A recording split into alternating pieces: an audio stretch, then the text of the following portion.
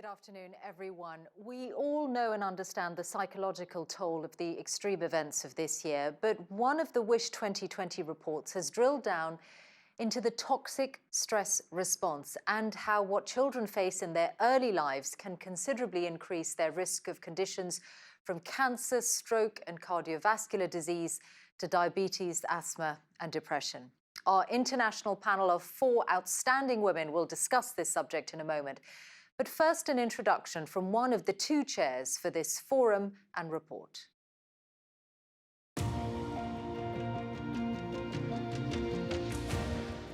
Hello, I'm Dr. Nadine Burke-Harris, pediatrician and Surgeon General of the state of California.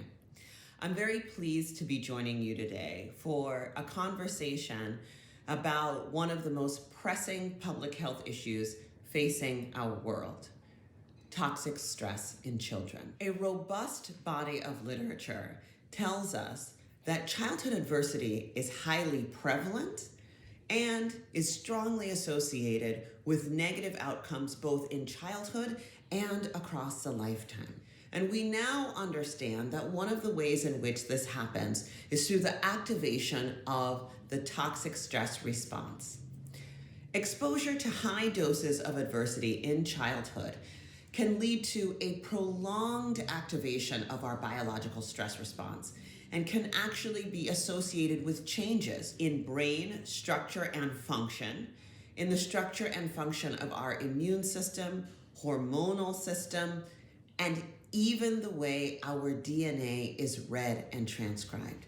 And these long-term changes are what are now known as the toxic stress response. One of the key things that we know about the toxic stress response is that this early adversity has the greatest impact in terms of increasing risk when there is an absence of adequate buffering caregiving systems. And so the science is showing us that early detection and early intervention is associated with improved outcomes. Understanding and treating the toxic stress response has the potential to be one of the most significant scientific breakthroughs of the 21st century. Adverse childhood experiences are linked to significantly increased risk of 7 out of 10 of the leading causes of death globally. And what we know is that the total cost of adverse childhood experiences to the United States and Europe is in excess of $1 trillion per year. Further, we recognize that this global coronavirus pandemic is exacerbating adversity for many children around the world and is limiting their access to the protecting buffers that can reduce the risk of toxic stress. While there's a robust body of research that tells us that early adversity has profound effects on children's developing brains and bodies, still much more research is required to better understand the biological stress response and to understand which factors in terms of timing, developmental stage, and biological susceptibility influence the severity and the duration of both physical, mental health, and behavioral outcomes as a result of childhood adversity. What the research clearly shows is that public health interventions for primary, secondary, and tertiary prevention, or prevention, early detection, and evidence-based intervention are necessary to be able to stem this public health crisis. And so I'm very pleased to be the co-chair of this section on toxic stress in children, to have a robust conversation and present the evidence that shows that toxic stress is a public health crisis, and really examine some of the challenges ahead of us in thinking how we respond to adversity and toxic stress. And I look forward to having this conversation with you.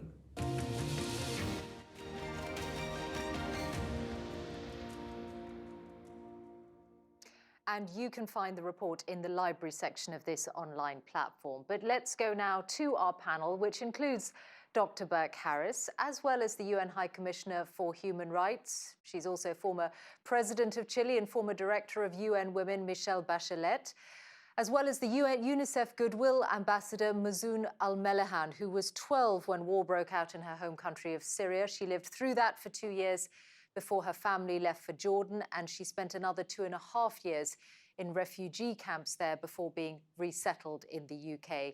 And also Dr. Leslie Snyder, a psychiatrist who leads the MHPSS Collaborative, which is an initiative on mental health support for children and families in fragile settings. Welcome to you all.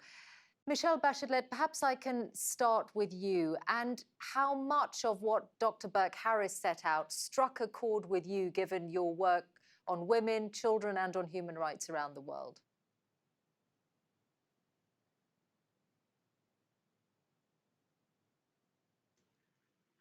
Well, I think being a medical doctor and a pediatrician on one hand, and also being a champion of women's rights and of the most vulnerable, I'm always thought that women and girls have unique adversities.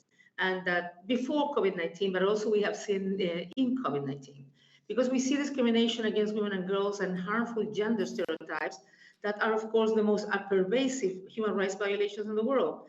And this reality has concrete implications for young women and girls in terms of the way they are exposed to toxic stress, as well as how such health conditions are treated.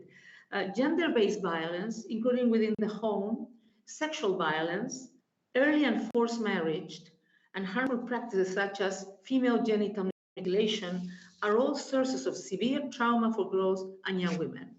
And these forms of violence are rampant. 1 in 3 women reports having suffered violence at the hand of a partner in their lifetime. 12 million girls a year are married off before they're 18, exposing them to violence and pregnancy before their bodies are fully developed, even discounting the greater likelihood of girls being subject to sexual violence. Girls are 2 to 3 times more likely to develop PTSD as compared with boys. And the reasons for this discrepancy are poorly understood. So I think that the fact remains. The matter must be seen from a gender perspective, and probably more research will bring us more light into it. And we know that in terms of crisis, whether it's a humanitarian crisis, climate-related, or in a pandemic, as we're now witnessing, the crisis weighs more heavily on the shoulders of women and girls. They are expected to pick up the extra care of home work. They're expected to sacrifice their jobs or their education, all the while violence at the home is increasing. And the crisis itself is often a source of toxic stress and PTSD for children and young people, but added dimension for young women and girls means that the way they experience this stress and associated health concerns is different. And thus, it means that you need a differentiated response if you really want to have a good result. But even with this knowledge, explicit gender-informed responses are rare. Gender is treated as a side issue, as something that can be treated separately, when in fact we need to place gender at the center of the policies. And as a result of the COVID-19 pandemic, girls around the world are today at a greater risk than ever before of being subject to violence, sexual exploitation, and abuse, often within their homes.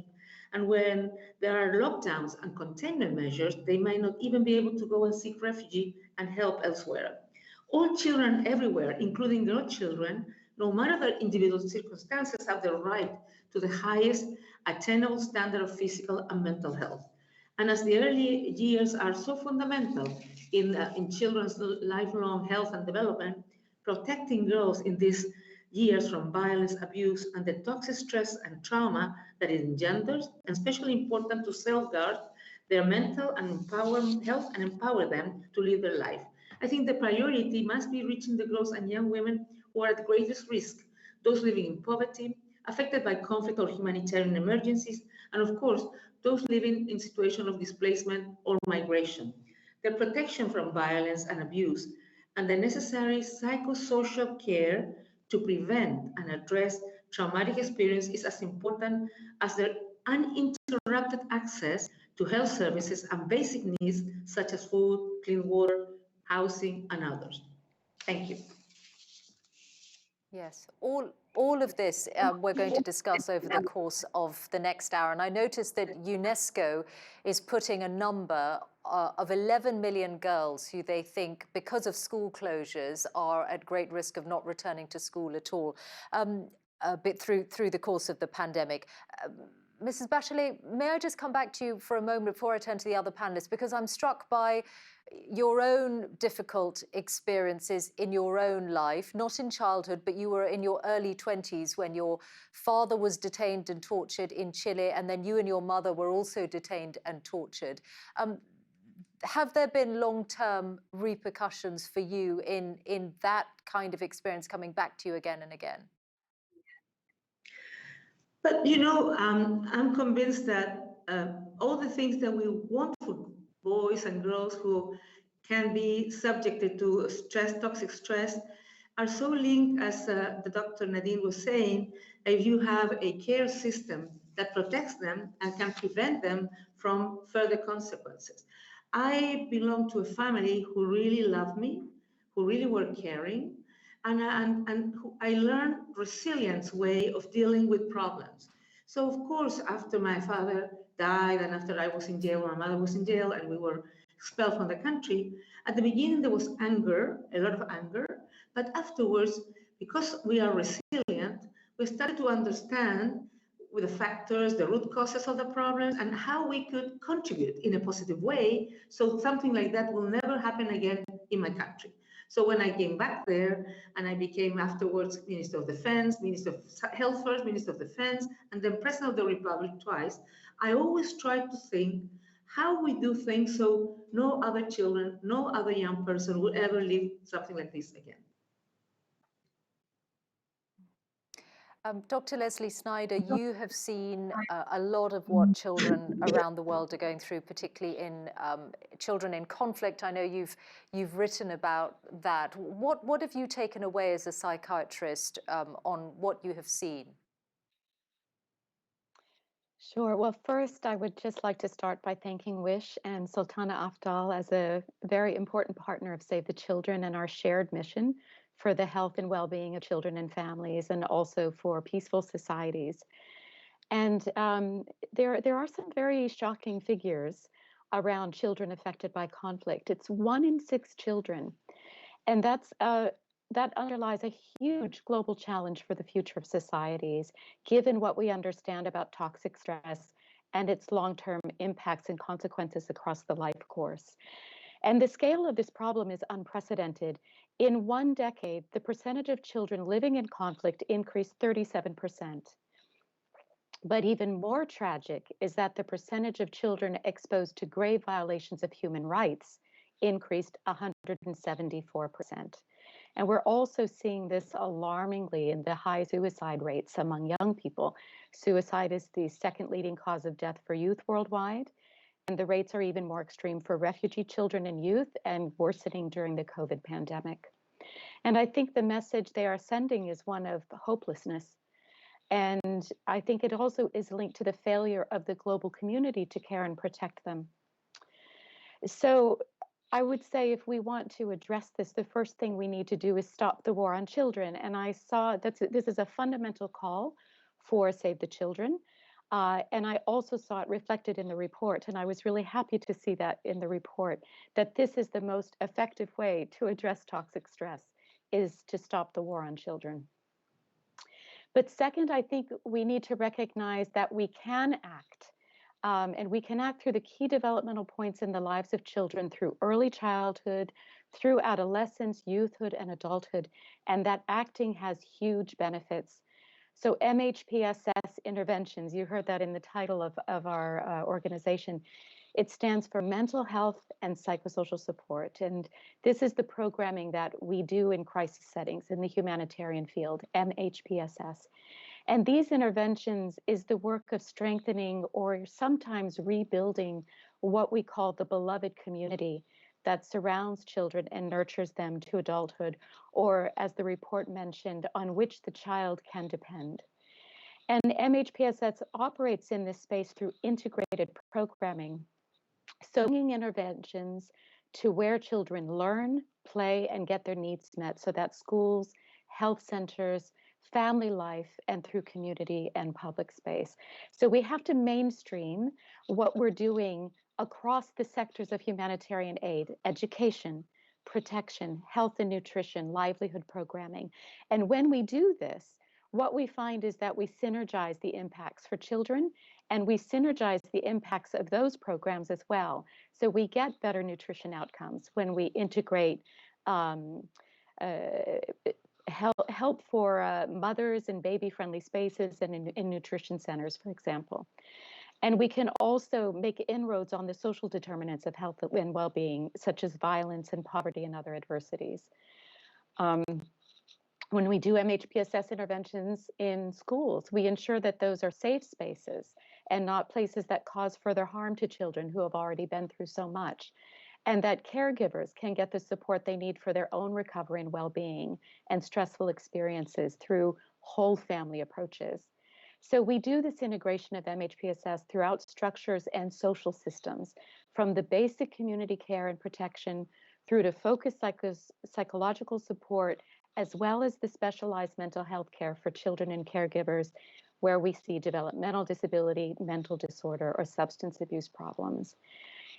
Third, in order to achieve this, what I've been talking about, we have to recognize and address the huge gap in meeting mental health needs globally.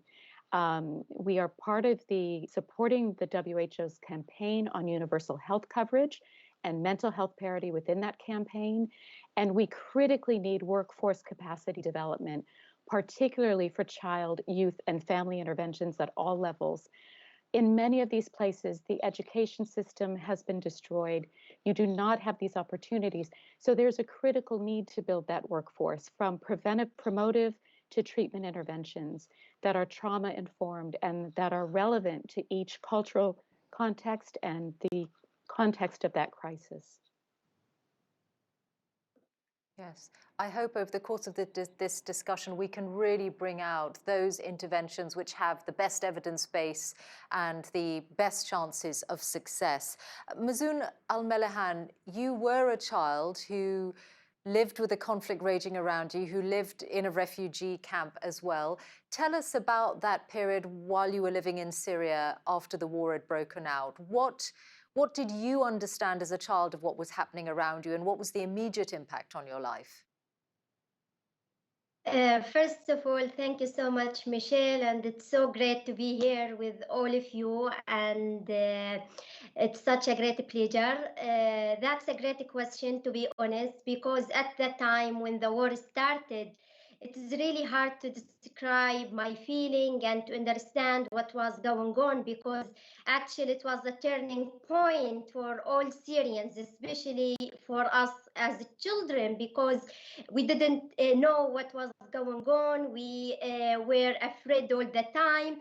There was a lot of stress, to be honest, because before that we had a peaceful life, but when the war started, we started actually to worry every minute. We didn't feel safe to go to school, for example. We didn't feel safe to stay inside our house, because everything that we were thinking about, it is our safety. So that was the biggest thing that we started to need actually during the war. And when the violence becomes too much, we had to flee and we had no choice. So in 2013, after 2 years living under war, living under a dangerous situation, and in a situation that no one can imagine. Sometimes we hear just in the news what's going on in Syria. We hear air striking, for example. We hear bombings, but actually we cannot describe it unless we have lived under that situation, because it is something, sometimes just you have to feel it, and you cannot feel it unless you are during that war. So after 2 years, my family and I, we had no choice unless to go out to Jordan and to find safety. So in 2013, me and my family went there, and it was another place to worry about, because actually it is not easy to be a refugee as well, because once you become a refugee, even if you have hope, I always had hope, and I always actually needed hope, because without hope we cannot live our life, we cannot actually cope with the situation, and we cannot cope with the difficulties. But actually we cannot reject the reality that in the camps we still worry, we still have suffering. And I can tell how actually I felt that during my stay in the camps. All the people around me, our neighbors, my friends, they always actually have stress about the situation in Syria. They always hear bad news, they lose loved ones, and we all had that actually in Syria. Every family had lost somebody that made them different, because once you face this trauma and you face war and you lose your loved ones, it is not easy. So the life, it doesn't be back as it was before. And in the camp, people didn't be separated of what's going on in Syria, and I saw the impact of 10 years of the war on all of us. But we still have hope. So during my work with UNICEF as a Goodwill Ambassador, and after I did my activism work, it is not only Syria, to be honest. Of course, there are many places in the world that I visited, and I saw how war and other reasons can impact their lives. For example, Chad and Mali, it is the places where I visited, and I saw many children, to be honest, they faced challenging situations and challenging circumstances that no one can imagine. They saw attacks on their schools, they saw attacks on their lives, and they saw attacks on their families. So they were forced actually to endure this stress, which so severe, and it becomes toxic with the time. And I can remember a girl who I cannot forget. She was actually 16 years old, and when I met her, I knew that she was abducted by Boko Haram for 3 years in front of her school in Nigeria. Actually, she was treated very badly. She was raped, and she was forced to take drugs, and she was faced with a severe trauma that impacted her lives. And after 3 years in captivity, she managed to escape to Chad. When I met her, she was receiving her treatment. And even the doctors told me when she arrived to the hospital was supported by UNICEF, one of the programs that UNICEF they were working on in Chad. They told me actually when she arrived there, they cannot talk. And after a while, she was able to regain her voice. So when I talked to her, I saw her condition. Even visibly, I can see she was shaking, and I can really feel how that trauma and that drugs actually impacted her. And I just asked her about her dreams and about what she's looking forward. She told me she hopes to go to school, she hopes to learn, and she believes once she gets the right support, she can get to her normal life, and she can be as she wanted to be honest. And she told me she wants to learn languages, she wants to travel, and I know it was a long way for her to go. But once we provide the right support, once we give those people the opportunity to be treated, to get psychosocial support, when we provide the trained teachers, and when we provide specialists, those people can really be back to normal. They need just us, they need help from us. And Yes. we know just small fraction now from the global budget that goes for mental health and the psychosocial support. So what we need is to give more and to invest more in mental health, so everybody can really get the right support, and they can be they get the right opportunities as they need. And that reality, that when we don't Yes. see the And right support for Mazoon, mental health, it must change. Yeah, you've done some really important campaigning, including with Malala Yousafzai, on the point about the importance of getting girls who are out of education back into their schools, even before you had your UNICEF role. I want to come back to Dr. Burke-Harris, because in your video you touched on the aspects of this which I think will be the most new to people, because most people understand the immediate illness or injury danger to children and the long-term mental health implications of what they've been through.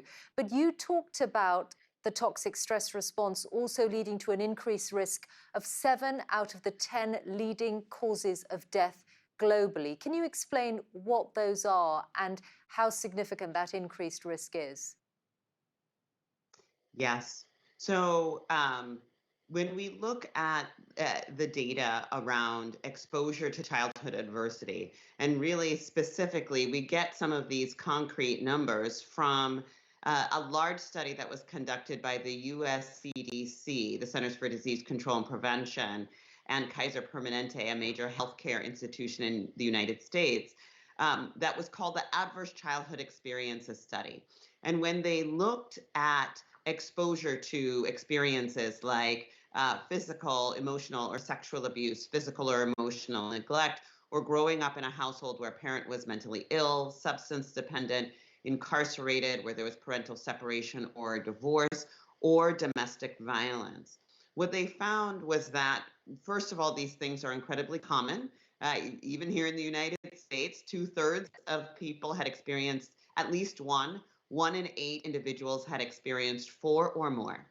And those who had experienced 4 or more had double the risk for ischemic heart disease, 2.5 times the risk for stroke, triple the risk for chronic lung disease, almost 11 times the risk of Alzheimer's and other dementias. And the global data now tells us that the risk for suicide, which we heard is the second leading cause of death in youth, is greater than 30 times, right? And we now understand that the science is showing us that our biology is shaped by our environments. And these experiences of adversity in early childhood, especially during the times when our brains and bodies are just developing. So these experiences activate cascades of stress hormones like adrenaline and cortisol. And that leads to changes in the structure and function of children's developing brains, their developing immune system, hormonal system, and as I mentioned, the way that DNA is read and transcribed. And one of the interesting things is that many people have believed that, oh, okay, someone may be at more risk of having long-term health problems, but it's probably because they engage in high-risk behaviors. So they may be more likely to drink or smoke or do the things that will increase your health risk. But actually, when we look at the data, if you remove the effect of health-damaging behavior, that only takes away about 50% of the risk. So individuals who have high levels of adverse childhood experiences are still at substantially increased risk of heart disease, stroke, cancer, chronic lung disease, even if they don't engage in any high-risk behavior. And that is because of what we now understand about the toxic stress response, leading to chronic inflammation, leading to chronic wear and tear in our cardiovascular system, and leading to increased risk of epigenetic changes that can increase the risk for things like cancer. Okay, so does that mean that the psychological interventions or the mental health interventions as early as possible is then what pays dividends on physical and mental health into the future? The brain and the body are not separate.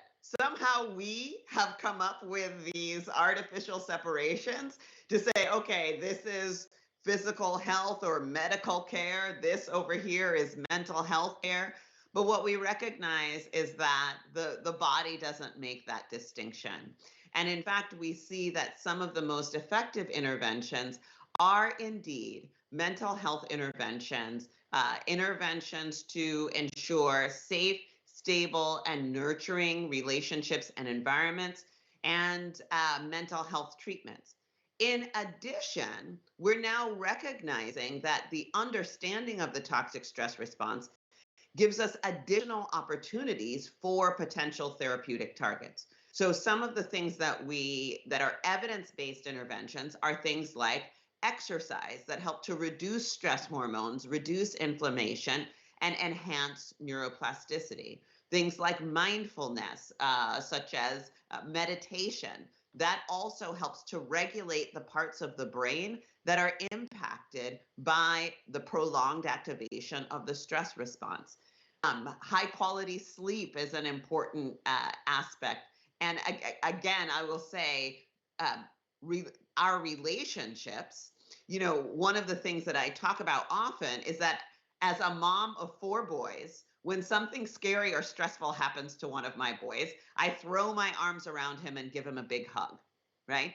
And what that does is it helps him feel better emotionally, lets them know that they're cared for, but it also releases in their bodies oxytocin, which is a hormone that directly interrupts the physiologic stress response. And so we recognize right now the best way for me to deliver doses of oxytocin to my children is through that hugging, loving, nurturing care. And that actually helps to interrupt the biological stress response. So we see some of the interventions are mental health interventions, and some of the interventions are interventions that can be applied elsewhere by healthcare or in the community. Okay, thank you so much for that, and respect that you're a mother of 4 boys. I'm a mother of 3 boys, and that's quite enough for me. Michelle Bachelet, we know then that the evidence is there, but you also know what it is like to speak to governments, to speak to leaders. You sometimes cross swords with them when you have criticisms of their record, and you also know how difficult it is to get the resources in to provide some of these interventions. What are your conclusions on how we can bring this kind of evidence base into policy making? Well, I think it's really necessary to bring the evidence, because policymakers not always make policies based on human rights concerns. So you need to show them the impact of doing what the right thing to do, but also the impact of undoing what they should be doing. And I think that, what Dr. Berg was mentioning is very all known in the adults, the relationship between the mental health and the physical health. But of course, it's very important, these studies on children. And one of the problems probably with children is sometimes they are not a priority of many governments. But you know what? I think you can have the resources because it depends on political will. I mean, if you prioritize what is more important, you can organize your budget and you can put the money where it should be put. I have done it in the past. I was not a president or a minister of a rich country, and we developed many programs. So what we have been doing, for example, is showing programs that help, that are evidence-based, that really work, and they produce fantastic results in terms of early child development, early child education, in terms of providing adequate health. I guess we do have a big gap, as many of who have spoken before me, in mental health. In mental health, I would say people that are trained in mental health, but also you can work with at the nurseries, at the kindergartens, with certain guidelines that they can also support. Because we're talking about stress, of course, in very different settings. On one hand, we can have the terrible settings that were Monson and Dr. Snyder speaking on conflict, the humanitarian settings, but you can also have in normal cities the people who are discriminated, the poorest, and the ones who are under violence at home, and so on. So toxic stress can be for children in many different settings, and there are things that work. And in my experience, many of these programs really work in terms of early child development, in terms of supporting, trying to do as much to prevent violence, abuse, and traumatic childhood experiences, especially for children, and also work with parents to understand that the girls are as important as boys, because usually you have more physical violence on boys, but more sexual violence on girls, and that can work. And you also need to work with mothers during their pregnancy, so they can really take care of the children in the most adequate way. But you can also have to intervene when parents are not in the capacity to take care of the children as they could. But of course, I always think that it's better the child's at home, where they're loved, where they're hugged, as Dr. Barker was mentioning, and all this support must begin at birth, and it works. But of course, we need to find the evidence, show, and sometimes show. I work a lot on social protection schemes in the past with ILO, and we were trying to the cost of not of developing the social protection scheme that include a lot of things for children, but what is the cost of undoing? Because usually governments do not identify the cost of undoing, and I think we can have a narrative, and countries can have and produce fiscal space to do what they have to do. Dr. Snyder, I'm keen to get as specific as possible and for you really to take us into your world and explain as practically as possible, step by step, the kind of intervention, the kind of program that really makes a difference. So can you give us an example of somewhere you've been where you're faced with a group of children, you know from the conditions they're living in or where they've come from that they're all going to have suffered really adverse childhood experiences? Where do you start? What do you say? What do you do? I think it's important to say that there's not a one size fits all in these situations, but we have a range of approaches, and it's that range that is really important to talk about. So it's the reason there is this term mental health and psychosocial support in the humanitarian field is because it denotes that range of complementary interventions and approaches, from how we deliver basic services and security to how we help communities and families, then how we do at the next layer this focused intervention, and then the clinical mental health care. And there needs to be functional referral between all of these things. So for example, we might come in and in the very early stages open up a child-friendly space, and that would be a safe space for children to receive from a trained and supervised worker these structured activities. And those activities would help them to feel calmer, would help them to have the space to play, to be away from the dangers in the environment, and to have that nurturing from a mentor, somebody that they can trust, and to develop these peer supports as well. When you open that door to that child-friendly space, all the children come in. It's not just the children who can benefit from that kind of activity. You also get children who have suffered very serious events, or maybe they can't engage in the same way and benefit the same way. So the person who is the facilitator of that child-friendly space, they need the training and support and the connections to be able to refer to protective services, social services, health and mental health services, to be able to reach out to vulnerable families in home visits. So what we're really talking about is multidisciplinary services that really go into those key entry points where we can reach the most vulnerable children and families. So that's why we really need a spectrum of care. And we need these, particularly health protection and education, to work very closely together. Education is a fabulous entry point for reaching children. And well, I have to share a story at this point by my dear friend, Grace Gatera, who is a youth advocate from Rwanda. And she speaks about her lived experience. And the first time I heard Grace speak, she said she had survived the genocide, had lost many family members, had fled to Uganda, was grieving, was dealing with the effects of all of that trauma. When she went to school, she was very withdrawn. And the teacher beat her. So if you can imagine what we're talking about at this level, that we need teachers who have also, many of them have experienced their own horrific experience. We need them to understand what the child in front of them needs and to have the skills and the resources to be able to meet those needs, make the school a nurturing environment, and be able to refer up. What I would like to see is something that I had as a child, which is school nurses in conflict settings coming in and working with teachers, social workers coming in. So we really need to build that kind of a workforce to meet these needs and to be sure that we have functional referral that's going in both directions.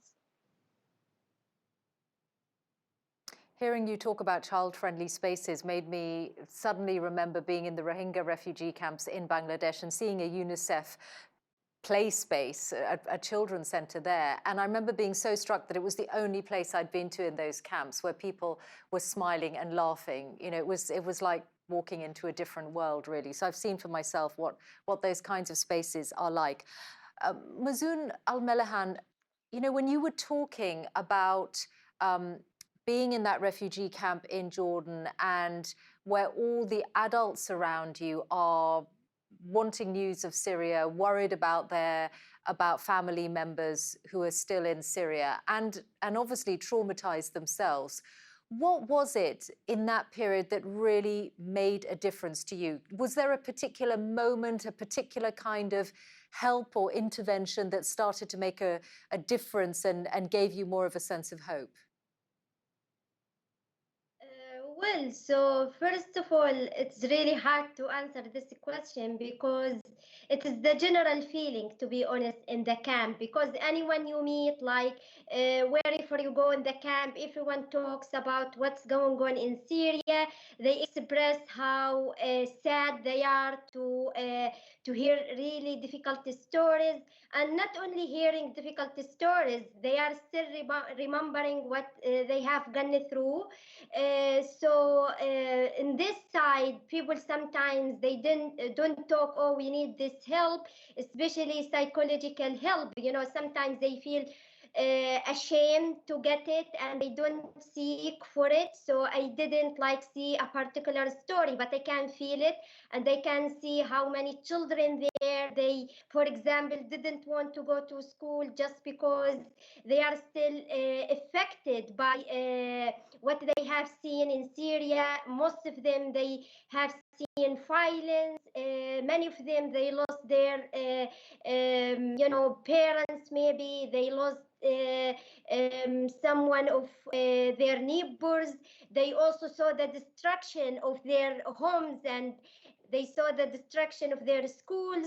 So all of that can actually describe their attitude in the camp. For example, when they don't want to make friends, they have seen actually many children like me in the camp. They didn't want to make friends. They tried to isolate themselves. They don't want to be with anyone. So that kind of the things that I saw in the camp, which seems one of the effects the war had on many children in the camp. I feel the most impact was on education. Many people started to think because of what they have gone through, they don't want to go to school. They felt they are hopeless actually about the future. Most of them, they don't have hope to go back to Syria. They are afraid to go back to Syria. So the only thing I could say, it is actually what I see from people and their reaction to the new life in the camp and how stress it has impacted their lives and they cannot actually, to get back to normal, basically. And we should talk, Michelle Bachelet, about the incredible burden and the particular burden on women in these situations where they're going to be thinking about, or sometimes women on their own, whether husbands, fathers, brothers are not there. Sometimes, you know, the physical needs of the children as well as their own trauma and their own vulnerability. So, sorry, are you asking me? Yes. Oh, sorry. Yeah, it's true. It's true. That's why many times, and I was remembering while I was listening to all the others, when I were in dictatorship, I was the pediatrician of an NGO who look after the children, and there were other NGOs who look after the parents as well.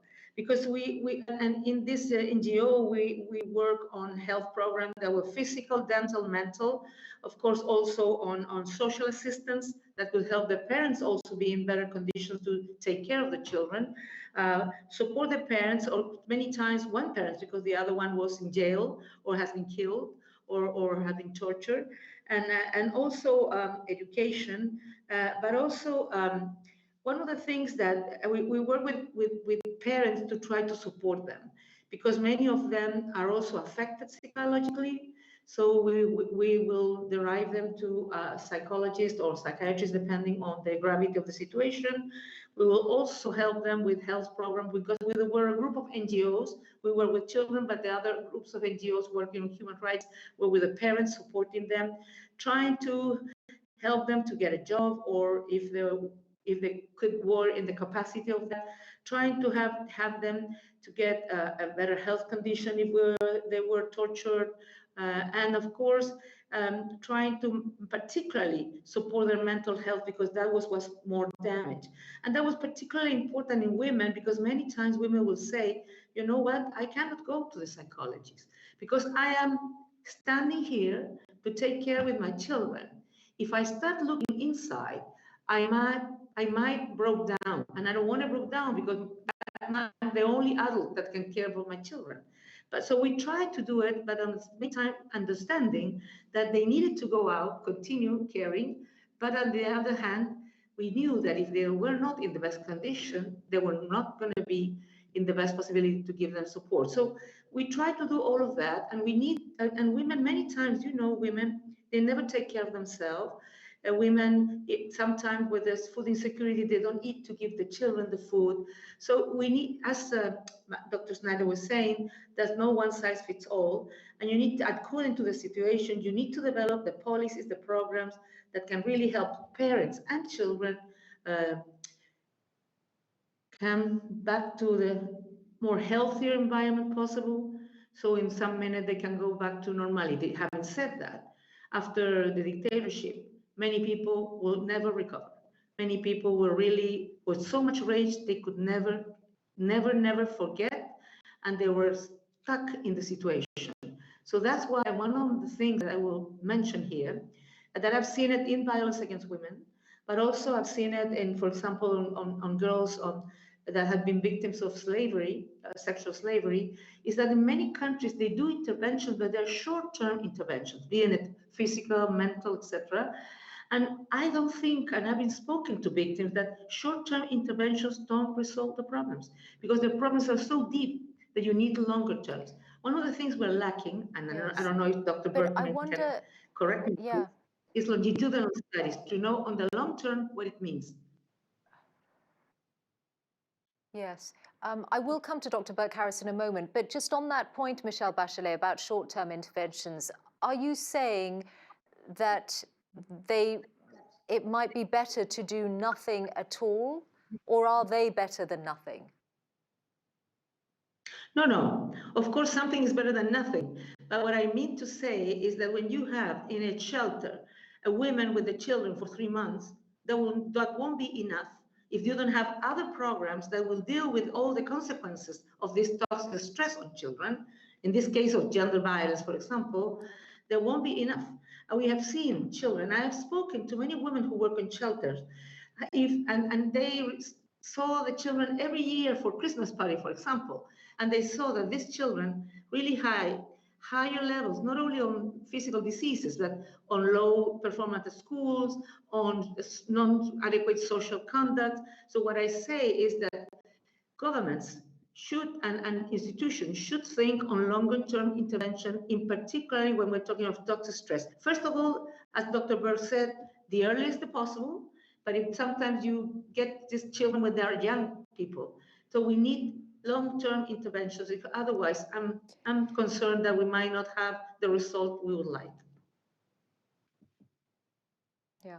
Dr. Burke-Harris, you're the Surgeon General of California, and you were talking earlier about how this can happen anywhere. How much do you feel awareness and understanding is starting to be there on what we mean by the toxic stress response? And does the argument about how much you can save in terms of people being productive and flourishing in their life, hopefully, if you can deal with this, is that potentially going to be one of the big drivers to really make these interventions happen? I believe it will, because when we look at the cumulative cost of childhood adversity and toxic stress, we recognize, as we've heard from our other panelists today, that the impact is not only on mental health, but also on some of the leading drivers of healthcare costs around the world: heart disease, cancer, Alzheimer's, chronic lung disease, etc.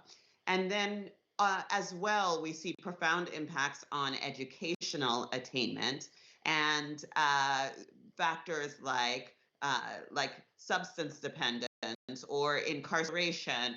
All of these factors are the downstream factors of early adversity. There is a significant contribution of early adversity to all of these things. And so when we think about what we heard in terms of investments that governments can make, here in California, the governor of the state of California, Gavin Newsom, and I have really led an effort to implement early routine screening for early detection so that we can do early and evidence-based intervention. We have done this among our healthcare providers. We've trained almost 15,000 healthcare providers in California on how to perform a screening and how to identify the signs and symptoms of toxic stress and how to do early intervention. So truly early intervention is key, and we do believe, I believe strongly, that the evidence shows that the downstream savings is profound, because we're paying for this now. We are paying for this in our jails. We are paying for this in lost productivity. We're paying for this in addressing all of the downstream consequences, including the healthcare costs, which are among the most expensive. And, you know, as they say, an ounce of prevention is worth a pound of cure. What age are you saying that routine screening should happen at? Or you're already doing it, so what age are you doing it at? Yes. In California, we are training our pediatricians, our maternity care providers, and our adult care providers. So it starts before birth and throughout childhood and also in adulthood. And part of the reason why we're not only training our providers, but in California, we are paying them. We are reimbursing our healthcare providers for screening for adverse childhood experiences, identification, and treatment of toxic stress. Yeah. And the reason for that, and this is one thing I that's understand. really key. I just wonder if you were going to, We Go on, recognize but I do that. want to ask you then about one age that you might choose to do it at. Yes. So very quickly, oftentimes adversity is handed down from generation to generation. And folks who had experienced trauma or adversity in their own childhood have a more difficult time not repeating those behaviors and handing that down to the next generation. So we start in infancy with screening and continue, because what we see is that children tend to accumulate adversities during childhood, and it is actually the cumulative adversity that has the greatest impact on long-term health and well-being. Thank you. Dr. Snyder, you used a really poignant phrase earlier on when you were talking about the importance of rebuilding the beloved community. Can you talk a bit about what is possible to do when, for whatever reason, the parents of a child are either not there or not able to play the constructive role that that you would hope for. What are the networks that you can build upon, and who can be really effective?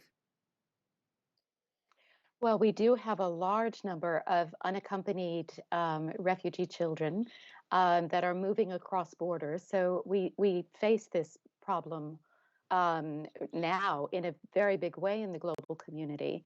Um, and I think, I want to get back a little bit to something I was hearing Mazoon saying when she was talking about her own peers and reaching out to her own peers in the refugee camp. I think there's a lot of ways that we all have to rebuild community, and that community that can care for children. This is also why it's so important that child protection and social service systems are built in these countries where you have conflict, where they may not have had these systems before. We have the opportunity with conflict and other crises to build back better systems. And if we want to build back better systems, that means we have to look at the whole totality of that: education, social service, health, protection. And I also really want to highlight what Commissioner Bachelet said about long-term resourcing for these programs. A lot of humanitarian funding for MHPSS programming is 8 weeks, or it's very short term. We have crises where children have been displaced nearly their whole childhoods. So in terms of that humanitarian development and peace nexus, we need to think about longer term resourcing where we can actually address alternative care environments for children who are unaccompanied, when we can put in place the proper mentorship and support, where we can link youth who are incredible advocates, who can also do the mediating between what children need and how adults can best meet those needs. So we need to engage all of these voices and all of these carers to really address this problem. And I think that we also need better research that's longitudinal, so we can look at the vulnerabilities and resiliences in different contexts and see how our interventions are really impacting on those. Mazoon, let me turn back to you, because I wonder, from your own experience in Syria or in the refugee camp, how much would you say all of that, of course it's a part of who you are and your lived experience, but how much of that would you say that comes back to you? And I don't know whether you would say that you are traumatized or suffering the traumatic effects, but help us understand the impact on you. To be honest, I didn't have any direct trauma or, something that affected me directly personally, but I do believe, like many children in Syria, they had that, and it is still affecting them, until now, and many of them, they are still suffering because of that. But to be honest, it is a difficult experience, which, it can change you in somehow. Like you start to, to think about your life before, how positive it was, and then it becomes really negative. And to be honest, what we have gone through in Syria, it wasn't easy. It is not easy to see the destruction of our country, to see the death of many people around us. But to be honest, I learned a lot from that experience. So when I see that darkness, I still have hope, and I am still so hopeful for Syria. I do believe if we try to reach to those children and we provide them with the right help, and we try to give them access to the right opportunities, they can deal with it. And to be honest, for me, myself, I thought in a positive way, and they didn't let the war to affect me. And I always believed they can do something for my country, and I always believed they can, get rid of this. And these circumstances and these challenges, they can change us, to be honest. And when we face them, we have two choices: if we to give up, or to let these challenges to defeat us and to make us hopeless people. And for me, I have chosen my hope. And what helped me to face that? Definitely my education. Without having access to education, I didn't follow my dreams. I didn't actually become a stronger voice. I always believed in education, and before the war, but after the war and after this experience, I have become stronger and stronger. And now I try to be strong, not only for Muzun, but because of millions around there who I represent them, and who I use my for them. They need somebody to speak on their behalf. I know I am not the only person who's talking on their behalf, but I'm doing my part. And because I had access to education, because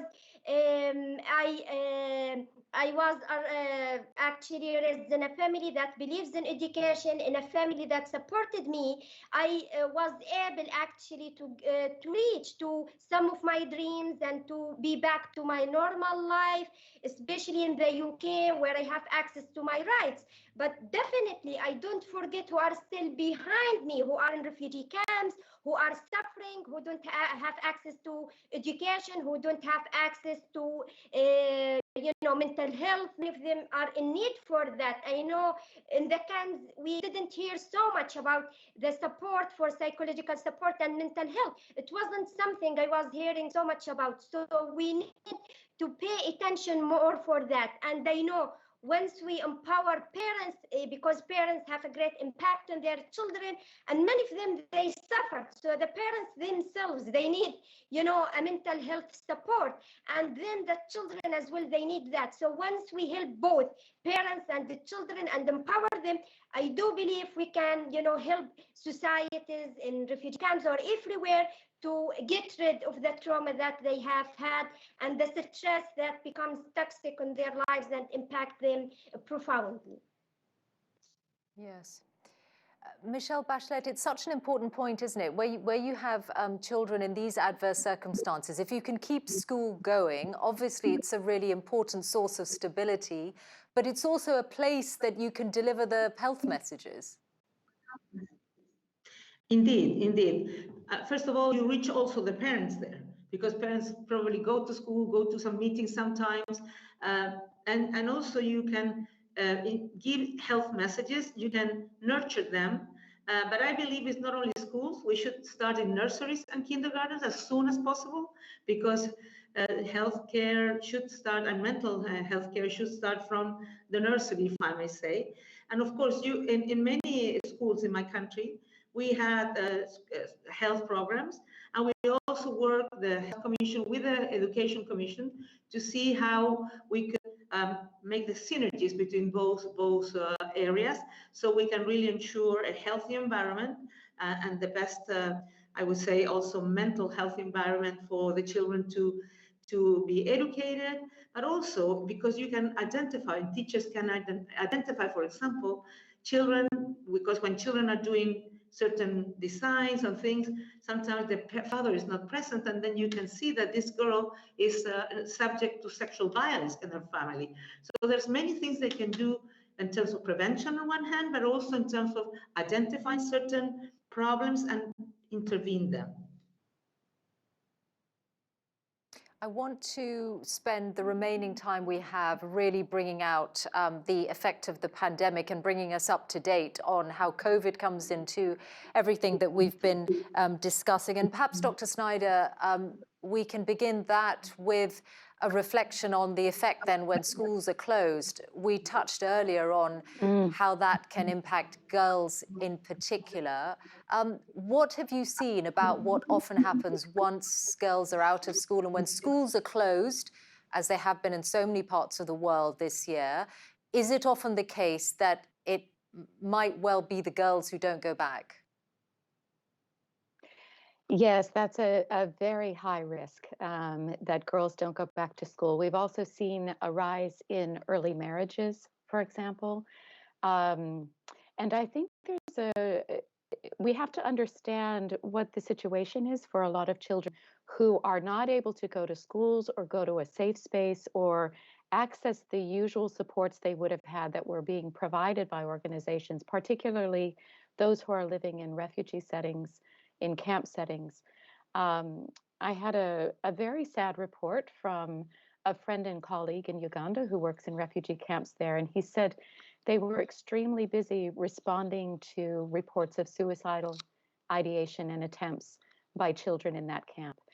And he said what they felt was going on was that the children didn't have the ability to go from a home environment where there may have been violence or abuse or other problems and access that space where they had friends and mentors and safety and a break from that part of their life.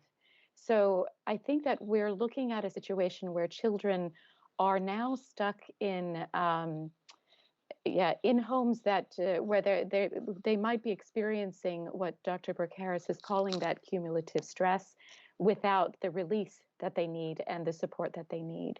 I think the other thing that we noticed as a humanitarian community that works in mental health is that we were never so busy in our lives as when the COVID pandemic hit. And the number of people who reached out, organizations who reached out for help, caregivers, and it was also our own friends and colleagues, because everybody suddenly realized the importance of mental health. We were all having to adjust, many having to adjust with both parenting and schooling children.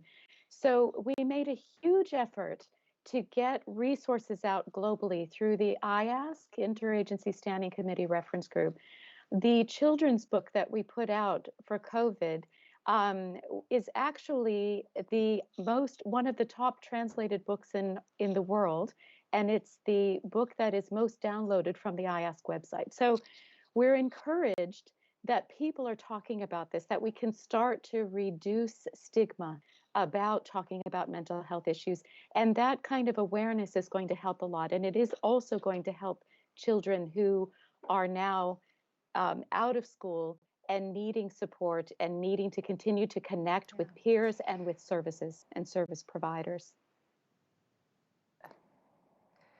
Dr. Burke-Harris, you're in one of the most affluent parts of the world, but the United States is obviously, particularly at the moment, also seeing very high infection levels from COVID. What are you seeing in California about how children and families are struggling both with the health impact of the pandemic and also the economic impact?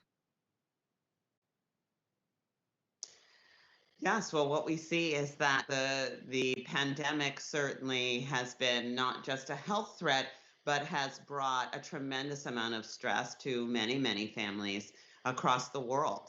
And here in the United States, what we're seeing is that the stress of the pandemic itself, in addition to the economic stress that so many individuals and families are experiencing, because of the necessary prevention and protection measures to abate the spread of COVID-19. So as we see that many kids have had to be home from school, right? And as we see that for many workers, not being either having their workplaces not be able to open or otherwise having to be at home. It really is a little bit of a perfect storm of stressors in terms of economic stress, family and household stress, and just the stress and worry of the pandemic. What we've seen here in California is that we've seen increases in our rates of intimate partner violence, of domestic violence.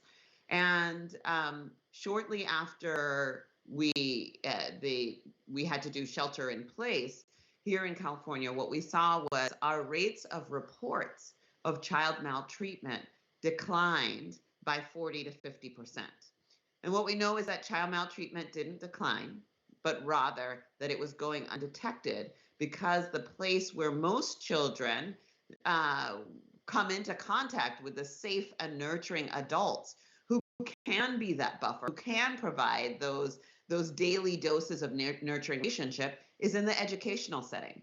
And so that's really such a big concern for me. I think that's one of the things that has been very worrisome, is to see this dramatic decline in our rates of reports of child maltreatment, and to know that there are kids out there who are not being identified, which is part of the reason why I think that among our healthcare community, it's really important that our doctors be able to recognize that our doctors are screening, and that they're able to recognize the signs and know what to do in terms of intervention.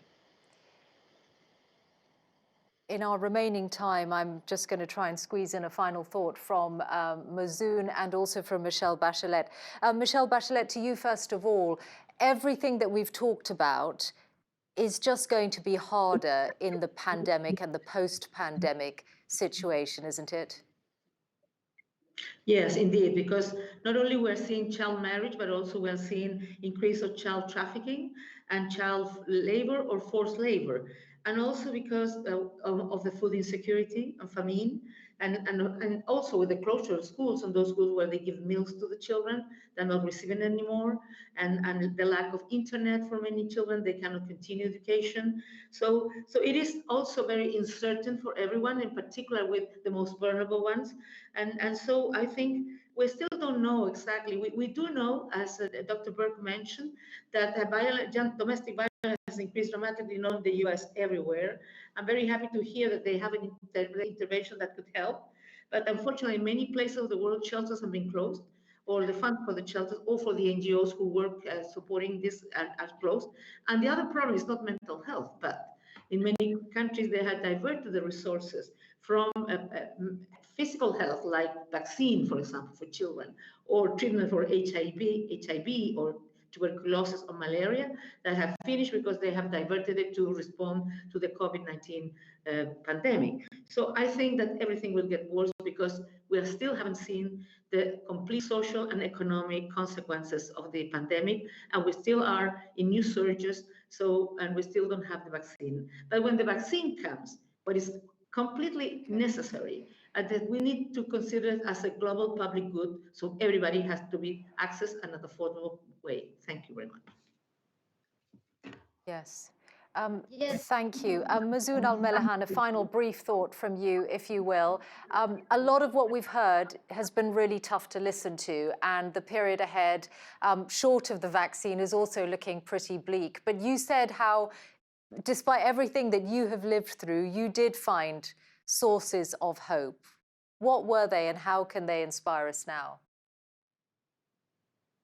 So, to be honest, I am inspired by everybody here, and all of you who are doing amazing work. They can inspire me. So we always need hopeful people who are doing actually great things for humanity, and this collective effort which makes us hopeful about the future. And to be honest, the hope that I have found, it was through those circumstances. I know sometimes we choose to suffer, but suffering sometimes can teach us things that we cannot learn in a normal life.